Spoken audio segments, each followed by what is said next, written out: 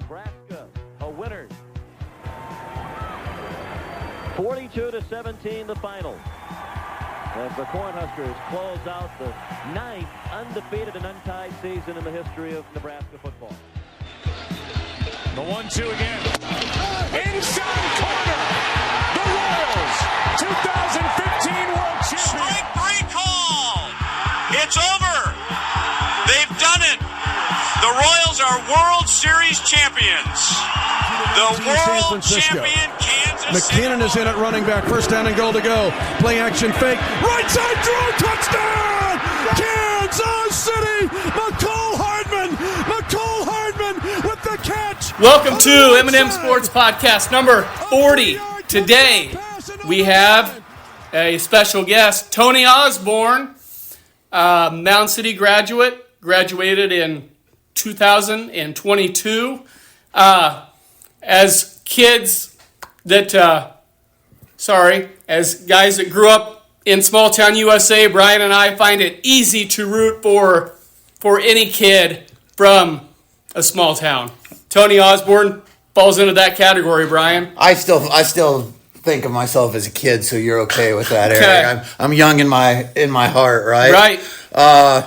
Yeah, I mean, Tony, you accomplished almost everything that you could in high school, right? Mm-hmm. I mean, if I'm right, I heard you're the fourth leading scorer of all time in the state of Missouri. Yes, fourth leading scorer of all time for sure. I mean, that's coming from a town the size of Mound City. It's mind-boggling to me. Yeah, no, I tell people a lot. I had good teammates because I was getting a lot of shots up in the games. Yeah. And they were fine with their roles. So without them, I wouldn't have been able to do it. Everybody's got a role on the team, right? Mm-hmm. And sometimes you might not like what your role is, but everybody has a role. Exactly. Just a quick story. I saw you early on in your career at Mound City. I rode with Coach Brian Lemeron, assistant at Sacred Heart. He was going to scout Mound City, and I double-checked this because obviously I couldn't remember for sure. This was your 5th game ever at Mound City, starting as a freshman. You guys are playing Jefferson. You won that game 63-61, but the point of the story is, you passed the eye test right away. As a guy that follows sports, I thought, that kid, I think he's got a chance to be pretty good one of these days. That was your, like I said, 5th game of your career. Yep. Yeah, and then you played, I believe you guys played Sacred Heart, a couple weeks later, which was the reason we were there. And you guys won that game as well, by the way. I told my mom right when we walked in, I said the last time I was in this gym, I was in 8th grade, and I lost my last junior high basketball game in this gym, and I was pretty heartbroken. So that was the memory right when I was walking through the doors. Right. Not many kids though can step into that arena as a freshman and not only be on the team but contribute on the court immediately. Yep. What set you apart from everybody else? Really, I just kind of really worked on it my whole life, and I kind of remember my dad. I have a weird memory of just remembering things that he would tell me, and they'd stand out. I was probably 11 years old, and I vividly remember us sitting on the couch together, and he told me that really good high school basketball players in small classes are 4-time All-State players, and that kind of stuck with me, and it would be in the back of my mind when I was in the gym by myself. So going into that year, I probably wouldn't tell anybody that goal, but I vividly remember wanting to be All-State and for us to win a bunch of games. So sure, and you accomplished that, right? So absolutely. Moving on to your career in Omaha, let's get familiar with the league you guys play in a little bit, the Summit League, just so everybody knows. Last year, Omaha had a breakthrough season, 13-3 in the conference, 22-13 overall. Other teams in this conference include St. Thomas, South Dakota State, North Dakota State, South Dakota, North Dakota, Denver, and the KC Roos. Oral Roberts as well. And I was doing just a little background check. Oral Roberts made an Elite 8 in 1974 and then a Sweet 16 here recently in 2021 where they had wins over Ohio State and Florida. So I could see you guys, maybe doing something similar to what Oral Roberts has done recently. That is absolutely the plan. I vividly remember sitting on the couch watching those runs and kind of thinking to myself, that was where the conference that kind of fit my mold is. It was a really skillful conference. It wasn't overly physical or overly athletic. And, it just so happened to work out that I get to play Oral Roberts twice a year and kind of relive those memories every once in a while. Right. But no, you guys, like I said, held the season last year, and I imagine that's going to help you guys with recruiting and all that goes with it. Yeah, absolutely. Our two leading scorers went to LSU and Baylor, so that it's big shoes to fill. But just the year before, our best player had gone to Michigan State, and I just kind of told everybody, you don't replace a guy like that with one guy. It's got to be a collective effort, and 7 of our best 10 players are going to be back this year. And in today's college basketball, that is really good to see, and we got a lot to build off of for sure. Yeah, Absolutely. You're right. It's such a revolving door anymore with the portal at every school. You just you never know. You never know from year to year. You kind of already led me into my question for you, Tony.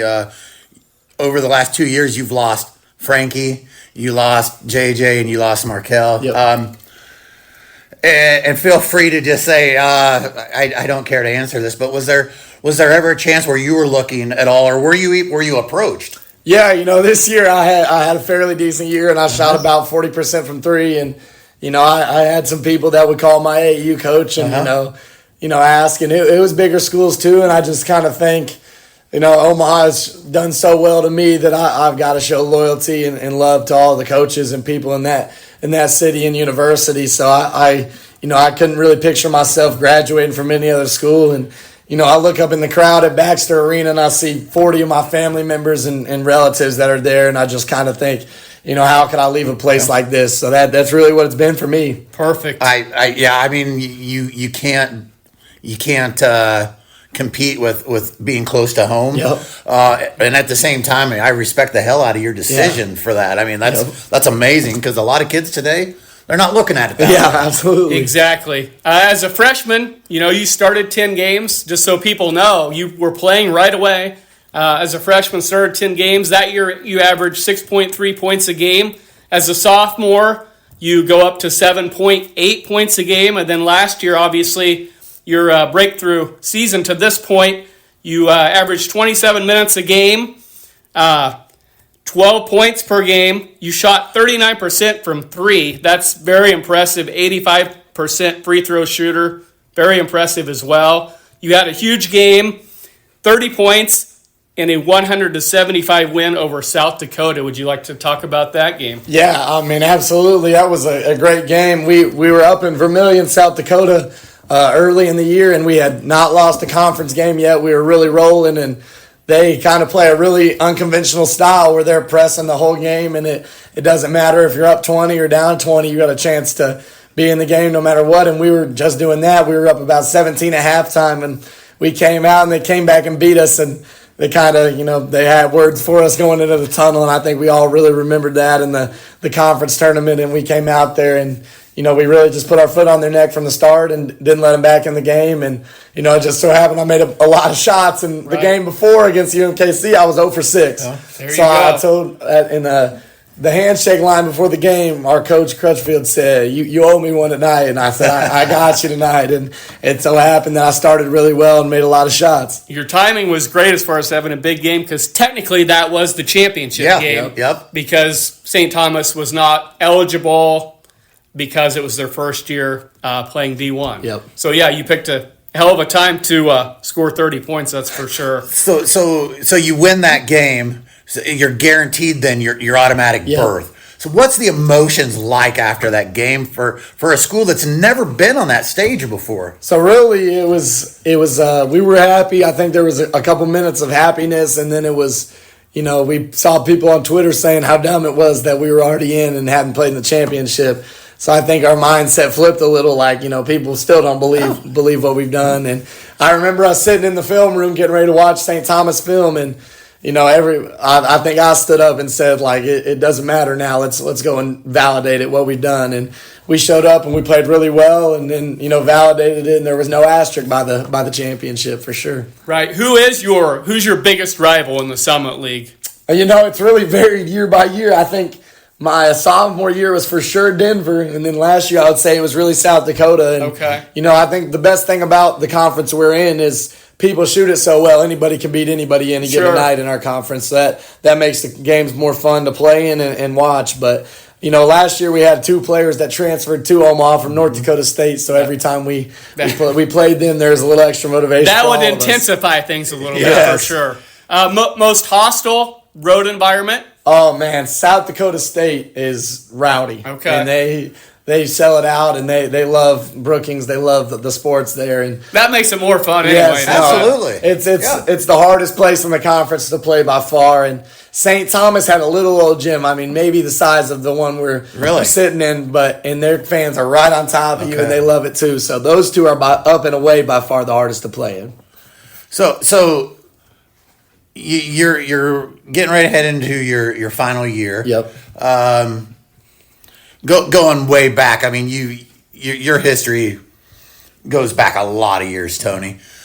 Who is your biggest influence as you were concentrating on basketball? My dad really got me started with the basketball, and then I just think from there I really enjoyed it and liked it, and then I think every step of the way the influence was really people telling me that I couldn't do things. Sure, there you go. I think those comments just kind of replay in my head, or I'll write them down and just try to remember when those days I don't want to go to the gym. You love those, right? Yes, I mean, as an athlete, as a competitor, I mean, you want people telling you that. Yes, that provided motivation. Yes, I remember after my junior year, we lost in the state title.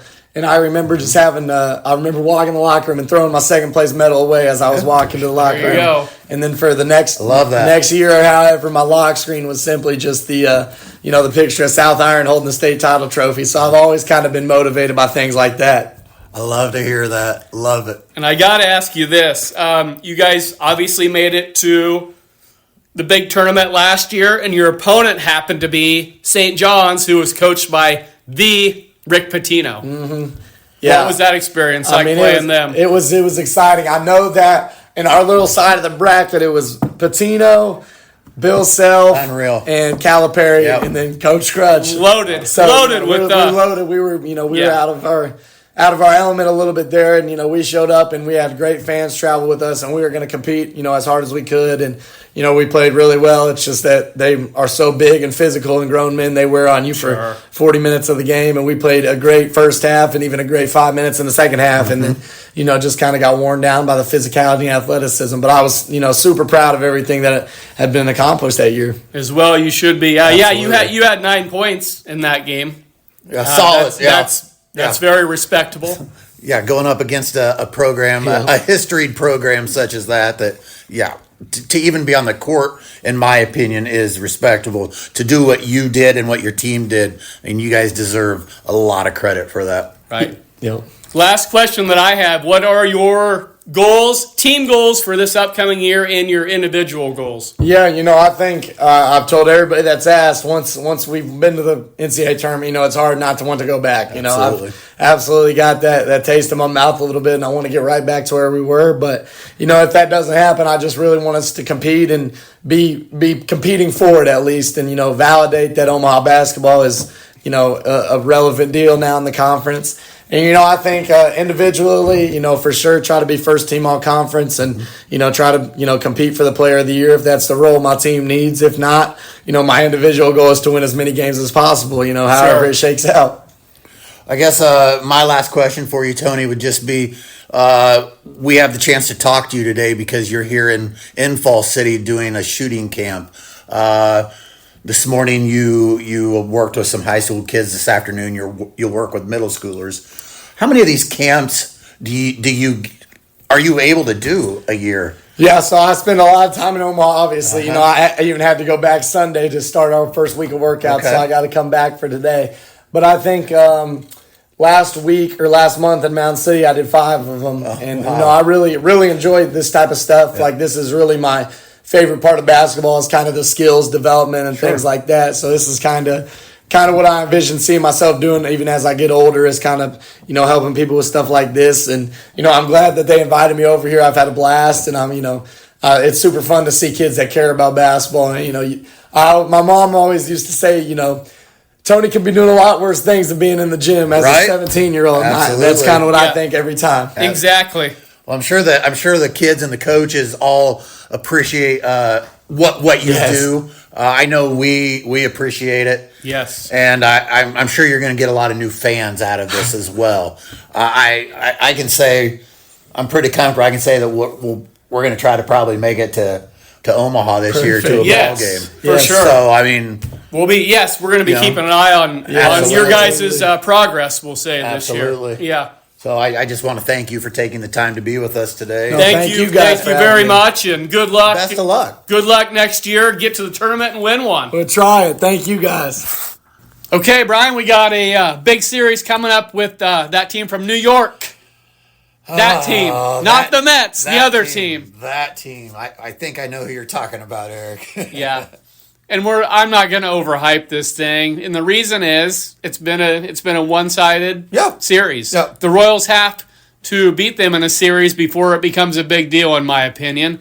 That doesn't mean that people shouldn't be excited about it. Of course, Jack Caglione's first game at home, everything that comes with playing the Yankees. You know, a lot of Yankees fans will be in attendance in KC tonight, or that's generally the case. They always are. Yeah. But the bottom line is, one of these days, we have to beat them in a series. A rivalry does not become a true rivalry until each team does its part. I like that. Yeah, they can't be one-sided, right? For years, we've seen that. We used to see that a lot in college football with our neighbors to the south, K-State. They considered us a rivalry, but the record showed otherwise. Exactly. So the people in Lincoln didn't see it that way. So now this is the same scenario. The Royals, I could be wrong, Eric, but in my opinion, we have nothing to lose this series. We're probably predicted to lose this series. So if we could somehow win the series, it's only a plus right now. Yeah, I'm going to go a little further in depth with this series here in just a second, but I want to take people back, kind of recap what the Royals did on this last road trip. Okay. In St. Louis, the Royals won that first game in a shootout, 10-7. It was great to see the offense come around. Yeah, right. Long overdue. Next night, Mother Nature played a big role in that one. So let's play 2 on that following day. Love a doubleheader. Yep, a back and forth affair in Game 1 where the Cardinals end up prevailing 6-5, and the Royals take Game 2 7-5. So we get a split in that one. Win that series at St. Louis. Win 2 out of 3. The Cardinals won 2 out of 3 in KC, so we got a 3-3 series split for the year. It's a wash, right? Yep, and the Cardinals are having a pretty fair season. So yes, I'm all right with that. Yeah, and we could have very easily swept that series. So the fact that we took 2 out of 3, I'm happy with that. And you heard those numbers: 10 runs, 5 runs, and 7 runs. That's progress on the offensive front. It's moving in the right direction. That's right. For sure. That is progress, but the Royals took a bit of a step back when they went to Chicago to play the White Sox. Going into this series, the Royals had won 10 in a row against the White Sox. What were the Royals last year? I believe 12-1 against them. I think you're right, yeah. So now everybody's expecting that you're going to beat them every game, and that is not the way that things work. Sports don't work that way. It does not work that way. I would have loved to have won that series, but to think that you're just going to sweep them series after series and win every game against them is not realistic. No. That being said, yes, losing 2 out of 3, sure, it was a bit disappointing. But when you combine that with winning the Cardinals series, you get a 3-3 road trip, which is what some people may have expected going into those 6 games. Yeah, and I'll be honest with you, Eric. Most of the time, if we go on the road and we can come back at 500 for that road trip, I'm going to be happy with. You should win at home more often than you do on the road. So if you're over 500 at home and you're at that 500 mark on the road, you're going to have a good season. As long as you take care of business at home, like you said, then yes, that is acceptable on the road for sure. Now, next time we play the White Sox, yes, we want to win that series. Yes. Yeah. But you're not going to beat them every game. No. That was the point. And I'm not worried about it at all. I'm not worried. We've had some guys really heat up here lately. Vinny has been on one and then some. Yes. The dude hit 330 in the month of May, Brian, and he's just carried that forward into the month of June. I mean, we've talked multiple times, Eric, that he needed to get going. That we needed somebody other than Bobby Witt Jr. to put a scare into the opposing teams. And right now, Vinny's stepping up. He's doing what we need him to do. Now if he can pull Salvi along with him a little bit, we'll be even better off. But I love what Vinny's doing right now. He just won the American League Player of the Week. I believe he hit 500 for the week. Unreal. He's just going nuts right now. Overall, he's really brought his numbers to a point that looks very similar to his previous couple years Sure. with the Royals. He's currently at 280, hitting 280 with 10 homers, 38 RBIs, currently on a 9-game hitting streak, and more importantly, he's reached base in 24 straight games. Wow. I mean, honestly, Eric, what more can you ask for? Right. All those to keep it up. Well, that's it. If he can stay at this level, at this production level where his numbers are now, I'm thrilled. A 280 batting average, I'm happy with that. Right. The home runs, we knew he was going to heat up eventually. Yes. Yeah, we need to get him, Bobby, Sal, and a couple others going, and we'll really be be on the right track. Right now, Bobby Witt Jr. hitting 291 with a league-leading 22 doubles, continues to thrive as far as doubles go. 3 triples, 8 home runs, and 21 stolen bases. His numbers are coming. Yeah, he's rounding into form. Yep. Into form for sure. And yes, we're going to get to Jack Caglione here. He had a 4-hit game Sunday against the White Sox that brought his average up to 240. And early on in St. Louis, he did hit into some tough luck. Sure. That first game, there was at least the first one he was definitely robbed, and definitely another hit. So yeah, I think he's on the right track. He's I like what I'm hard. seeing so far. Yeah. I mean, he doesn't look the fool out there. He's just some hard luck here and there, but I'm a high as high can get on this kid. I'm not worried about him. He looks like he belongs. He does, and absolutely. he looks pretty quick in the outfield for a dude that is 6'5" and 250 pounds and wears a shoe size of 17. Oh my gosh. Guy moves pretty well for a guy that size. No complaints from me. Right. Okay, let's get into this series coming up tonight. Okay. Currently, KC stands at 34-32 overall. The Yankees 39-25 in first place in the American League East. 18-13 road record for the Yankees coming into this game. KC's 19-13 at home. Aaron Judge, Brian, would you like to hear his numbers? Let's hear him. He is currently hitting .396 with 17 doubles, 23 home runs, 55 RBIs. He struck out 64 times, but he happens to have 44 walks as well. Your thoughts? My shots, I'm just shaking my head. I mean, it doesn't matter if you like this guy or not. What he's doing and what he's capable of doing, I mean, he's on a whole nother planet. Whole nother level. He really is. Yep. I mean, if I was a Yankees fan, this guy would be my idol. I mean, he's everything you can ask a player to be. Sure. It's just the fact that he falls on a team, or he's playing on a team that I don't necessarily enjoy to see them succeed, but I will take nothing away from. I mean, my gosh, we're almost halfway through the month of June, and he's still flirting with 400. And here's what I would say. They have other weapons in their lineup, but I kind of went through averages and numbers overall, and the next best average after his is Paul Goldschmidt, hitting .312, and then nobody else is hitting over 300.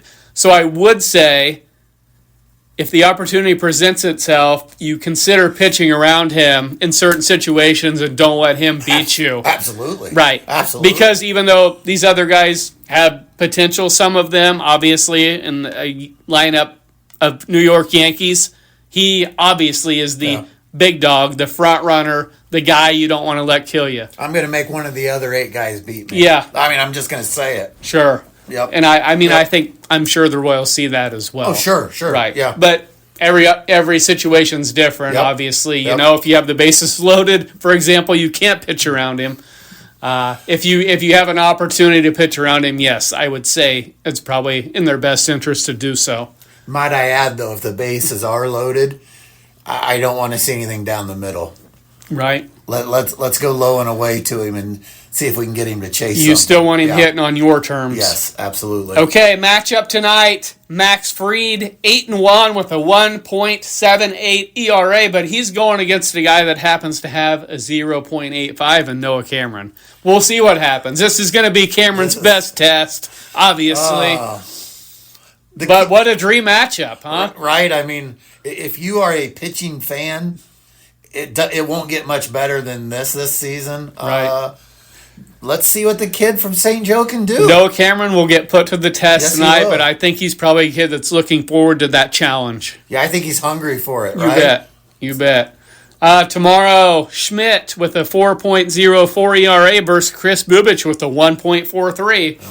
But these games aren't played on paper. No. But yeah, we have a couple of our best dudes going. That's what I'm saying here. And then game 3, Lugo with a 3.46 versus Will Warren with a 5.34. I'm just going to say we'll see what happens. But we have, like I said, some of our best going here. We do. We do. Bubich, right now, what he's done this year, I mean, obviously, Cameron's kind of the talk right now, but let me tell you something. Bubich is having a historical season right now.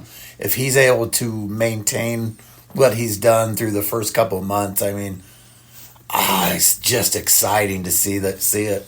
Right.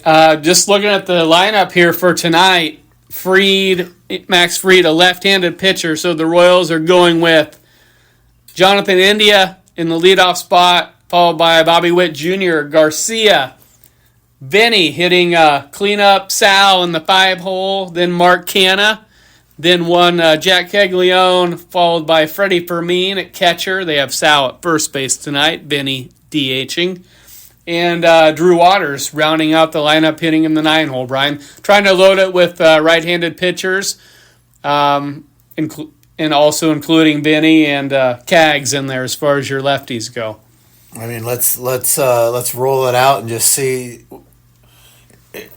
I feel like, Eric, when we play the Yankees, a lot of times the game is dictated in the first couple innings. If we come out quick, we're going to have a good game. Right. But if we get behind early, it seems like... It takes a wind out of your sails. It does, and especially when you're playing a team like the Yankees to where your hopes get dashed very quickly. Mm-hmm.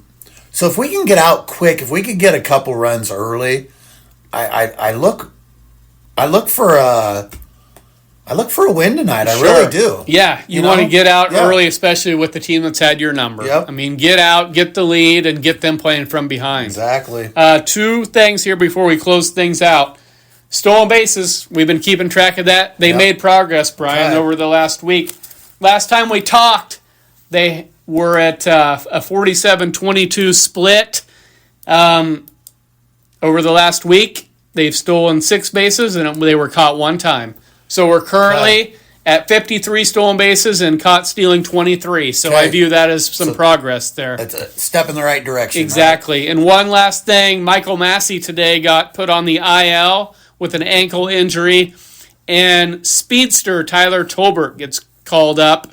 Speaking of stolen bases, he was 6 for 6. He is 6 for 6 when he got sent down to Omaha. So that'll be a pinch runner in their back pocket, so to speak, if that opportunity presents itself. Something to keep your eye on for sure. Yep. So we wish Michael Massey well in his recovery and rehab and hope he can get back to being the player he's been in the past. Absolutely. Okay, Eric, we've been talking Major League Baseball. Let's talk a little Husker baseball quick. Been a rough stretch here for the Big Red since they lost in the regionals to the Oklahoma Sooners. We've had 10 kids enter the portal since that loss. Would you call that a mass exodus? That's a great way of putting it. A mass exodus of sorts. Luckily, I would consider 6 of the 10 as not being pivotal to the success of our program. Okay. But 4 of them did contribute this year, and one of them was a pretty major contributor, in my opinion. Second baseman Caden Brumbaugh, outfielder Riley Silva, outfielders Cale Frost and Robbie Bolin have all entered the portal, and I believe Brumbaugh actually has already announced that he will be attending school in Norman, Oklahoma next fall. Jumping to the Sooners. Brumbaugh, in his 2 years at Nebraska, he played in 101 games over 2 years. Very productive. Batted over 300 both seasons. This year he was at 309. 18 doubles, 5 home runs, 33 RBI. Gonna miss that kid at second base. For sure. Cale Frost. Frost was a first-year player in the program. He came to UNL courtesy of South Dakota State, where last year he was the Summit League Player of the Year. Really good numbers last year. Did not translate in Lincoln. He batted .222 this year. He still did plug 7 home runs, but I don't think it was quite what he was hoping for. Right. Riley Silva, the outfielder, played 56 games this year. Batted .284, 16 RBIs. He was 11 of 14 in stolen bases. And Robbie Bolin, this kid batted .278 in 51 games with 6 doubles, 16 RBI. All said and done, a Husker team that kind of struggled this year at times offensively. To lose these guys, you could see it as a hit, but let's let this play out. Let's see who they bring in. Yep. Because that's a smart approach. Yeah, just wait until it's all said and done and see if you can gain some back, so to speak. Right? Yep. That's exactly it. We have added 2 players since the portal opened. We added right-hand pitcher Kevin Minnell from Mississippi State. The 6'4", 210-pounder, mostly worked relief this year. They have talked he could enter the starting rotation. He'll have 1 year of eligibility left. Okay. And they also added infielder Carter Buck from Washburn University. I tried to look this kid up. I couldn't find a lot on him. Not sure if they're looking at him taking the position of Brumbaugh at second base. We'll see. The portal, which opened, I believe, on June 3rd, closes July 2nd. So we still have 3 weeks of mayhem to see what's going to happen. Perfect way to put it. Yeah. But yeah, let's readdress these 4 losses a month from now, and see really how critical it's going to be. We'll revisit it at that time and see where things stand. Yeah. College World Series field, Brian. I find it interesting. I think it's got a nice variety. You got a little bit of everything. Friday, we have Coastal Carolina taking on Arizona. I love the history of everything that is sports. And as far as these teams go, Coastal Carolina has made 1 appearance, 2016, and they're 1 for 1. It was a good They won the right? whole damn thing that year. They won the whole thing. Guess who they beat? I'm going to just guess. I'm going to say Arizona. They beat Arizona in their only appearance. Okay. Yep. Wow.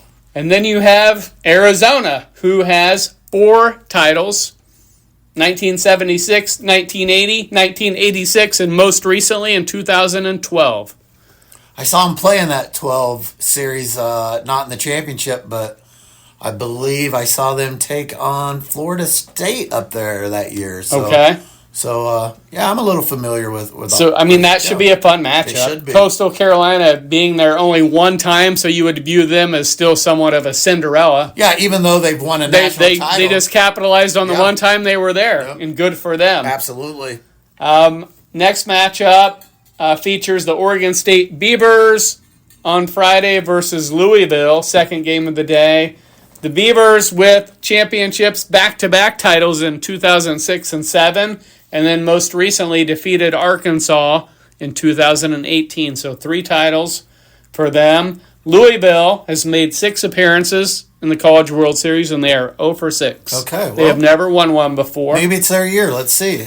Yeah, this should be a fun matchup. Absolutely. There. Moving on to Saturday, the UCLA Bruins versus the Cinderella of the tournament, the Murray State Racers, Brian. That's, obviously when it comes to athletics, Eric, I love an underdog. I love the Cinderella stories. So I don't know what kind of chance they have, but I will be following that very closely and rooting from afar. I'm going to give you some odds here after a while, so you'll be able to form your opinion maybe based on what Vegas is telling us anyway. Give us a general idea, we'll say. Sure. A reference point, so to speak. UCLA has made 6 appearances in the College World Series with a runner-up in 2010 and a title in 2013. So the Cinderella story that is the Murray State Racers will be taking on a team that, like I said, they've had some success there. And the Bruins are familiar with Omaha. They just played there 2 weeks ago in the Big Ten tournament. Very true. So maybe they have a little leg up there. Very true. Last matchup of the tournament on Saturday, Arkansas and LSU. 2 teams that are accustomed to being there. Dave Van Horn, the old Husker coach, has the Razorbacks back in the mix, Brian. The guy's legendary. That's all I can say about Dave Van Horn. He turned the Nebraska program into a team that was on the national stage.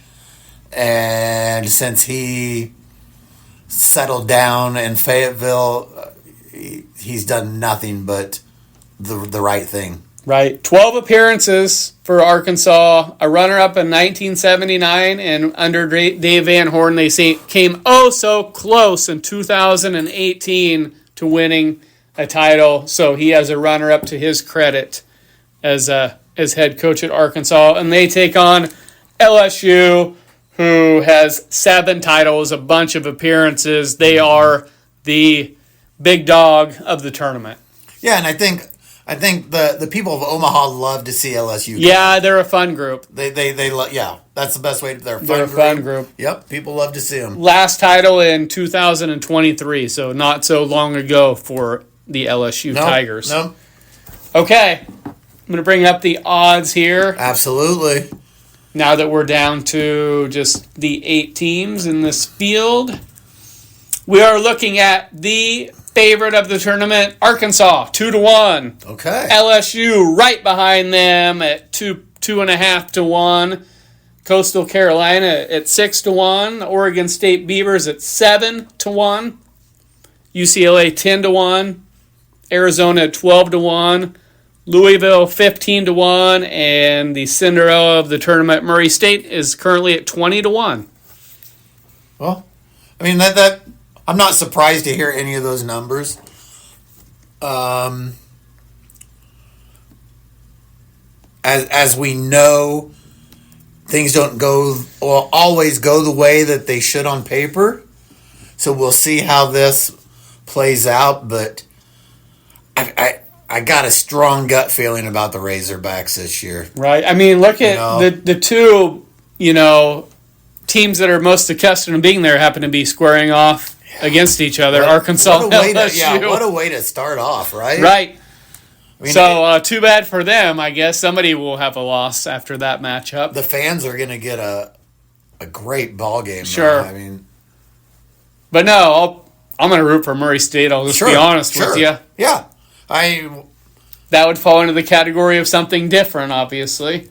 Yeah, I would definitely be pulling for Murray State. I guess I'm just expecting Arkansas.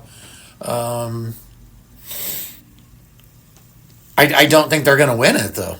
Yeah. I really don't. I think that this is a pretty wide open field, and you can't go based just off of your projections. But if you love baseball, you need to be watching these games. If you're in the area, you need to go to the ballpark because there's nothing like it. The College World Series is a spectacle all of its own, and for whatever it is, 10 days in Omaha, it's tough to beat. Yeah, I'm just hoping for some fun, competitive games that keeps fans interested. Some good weather. And, for sure. Yep, absolutely. For sure. Okay, next podcast, we're going to get into that NBA series. We didn't have an opportunity today. We know that it's tied 1-1.